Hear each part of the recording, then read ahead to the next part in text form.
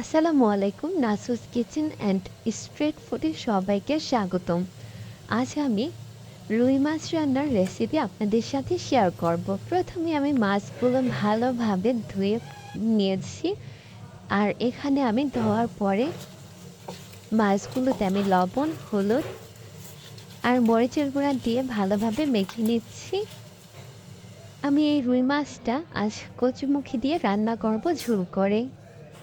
তো আমি মশলা মাখিয়ে এবার কড়াইতে তেল দিয়ে তেলটা যখন গরম হয়ে এসেছে মাঝে আঁচে রেখে এক এক করে মাছগুলো দিয়ে দিচ্ছি ভাজার জন্য।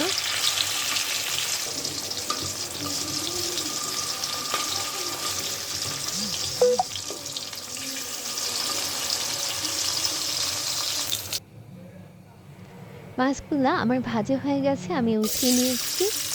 এবার আমি কড়াইতে তেলের মধ্যে দিয়ে দিলাম আধা কাপ পরিমাণ পেঁয়াজ কুচি দিয়ে আমি ভাজা ভাজা করে নিচ্ছি। আমি হালকা ভাজা হয়ে যাওয়ার পরে এখানে আমি 1 চামচ পরিমাণ আদা রসুন বাটা দিয়ে আবার একটু ভেজে নিচ্ছি। আমি হলুদ, মরিচ, ধনিয়া 1 চা চামচ করে সবগুলোর একটা পেস্ট বানিয়ে পেস্টটা দিয়ে দিলাম এই তেলের মধ্যে। তারপর পরিমাণ মতো লবণ দিয়ে পানি দিয়ে ঢেকে দিলাম। বেশ কিছুক্ষণ পরে আমি ঢাকনি উঠিয়ে নিলাম। যখন আমার মশলাটা তেল উঠে এসেছে তার মধ্যে আমি 1 বাটি পরিমাণ পানি দিয়ে দিলাম। পানি দিয়ে আমার যখন মশলাটা ঘন হয়ে এসেছে আমি এই কচুমুখিগুলো কেটে রেখেছিলাম এগুলো আমি দিয়ে দিলাম।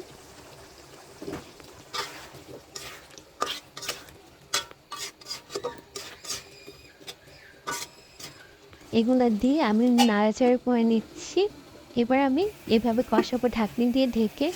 বেশ কিছুক্ষণ কষানোর পরে এবার আমি একটু যখন মশলাটা লেগে লেগে আসছে আমি তখন এর মধ্যে দিয়ে দিব ফুটন্ত গরম পানি। ঠান্ডা পানি দিবেন না, গরম পানি দিবেন, তাহলে কচুমুখিগুলো আরও ভালোভাবে সিদ্ধ হবে। আর ঠান্ডা পানি দিলে কচুমুখিটা আর সিদ্ধ হবে না। তারপরে দিয়ে দিলাম কাঁচামরিচ দিয়ে আমি ঢেকে দিলাম। বেশ কিছুক্ষণ জাল হওয়ার পরে আমি ঢাকনিটা উঠিয়ে নাড়াচাড়া করে নিচ্ছি। এবার আমি আর ঢাকবো না বেশ কিছুক্ষণ, কারণ কচুমুখিটা সিদ্ধ হয়ে যাচ্ছে। এবার আমি মাছগুলো দিয়ে দিচ্ছি এক এক করে। আর আমি এই রান্নাটা মাঝের আঁচে করছি।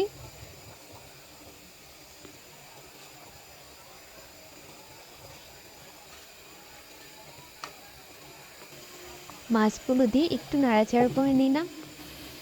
এবার আমি ঢাকনি দিয়ে ঢেকে দিব যাতে মাছের ভিতরে মশলাগুলো ভালোভাবে যায়। ঢাকনিটা 2 মিনিট পরে উঠিয়ে নিলাম।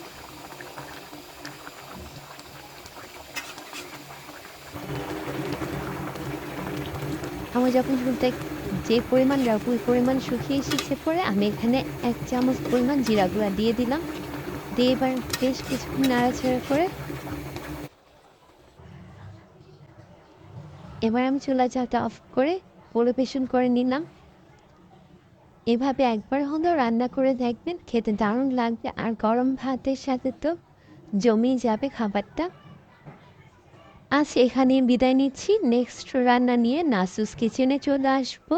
তো এতক্ষণ আমার সাথে থাকার জন্য ধন্যবাদ। আল্লাহ হাফেজ।